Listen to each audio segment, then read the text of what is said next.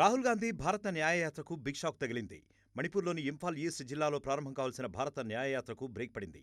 ప్రారంభోత్సవ ర్యాలీకి పర్మిషన్ ఇవ్వడం కుదరదని మణిపూర్లోని బీజేపీ సర్కార్ తేల్చి చెప్పేసింది. మణిపూర్ అల్లర్లు, శాంతిభద్రతల దృష్ట్యా భారత న్యాయయాత్రకు అనుమతి ఇవ్వలేమని స్పష్టం చేసింది.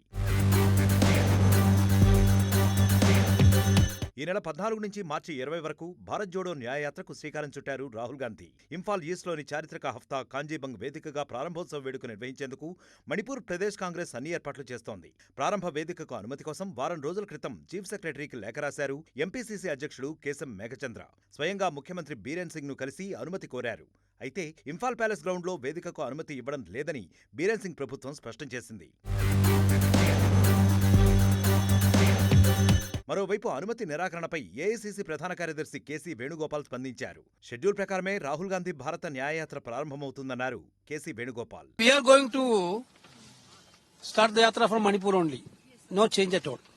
But they have given a condition that a lot of people should. No.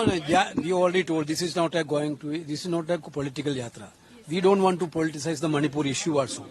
We want to cooperate with Manipur government for maintaining peace and everything.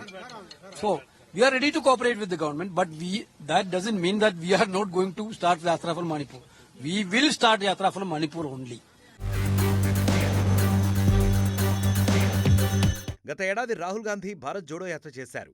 Kanyakumari నుంచి కశ్మీర్ వరకు పాదయాత్ర చేశారు. దీనికి కొనసాగింపుగా జనవరి 14 నుంచి భారత్ జోడో న్యాయయాత్ర తలపెట్టారు రాహుల్ గాంధీ. మణిపూర్ నుంచి ముంబై వరకు ఈ యాత్రను కొనసాగించాలని నిర్ణయించారు. కాంగ్రెస్ చీఫ్ మల్లికార్జున ఖర్గే జెండా ఊపి ఈ యాత్రను ప్రారంభించనున్నారు. ఈ కార్యక్రమానికి కాంగ్రెస్ పాలిత రాష్ట్రాల ముఖ్యమంత్రులు, ఇండియా కూటమి సభ్యులు, పలువురు ఎంపీలు పాల్గొంటారని మణిపూర్ ప్రదేశ్ కాంగ్రెస్ చీఫ్ మేఘచంద్ర వెల్లడించారు.